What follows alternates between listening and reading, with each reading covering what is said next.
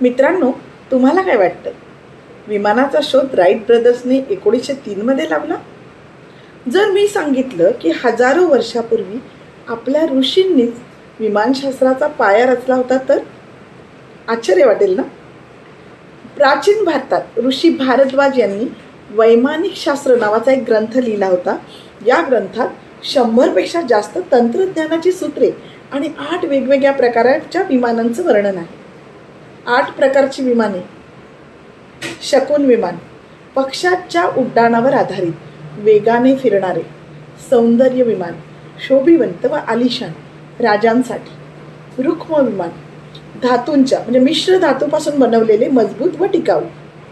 त्रिपुर विमान, आकाश, पाणी आणि जमिनीत चालणारे, बहुउद्देशीय.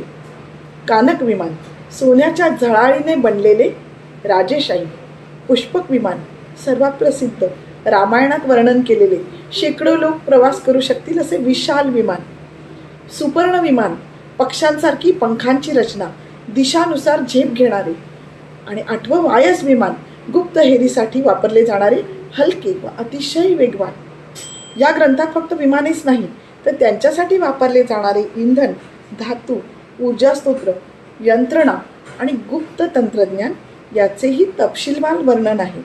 आज ज्याला आपण एरोनॉटिकल इंजिनिअरिंग म्हणतो त्याचा पाया आपल्या ऋषींनी हजारो वर्षापूर्वी रचला होता.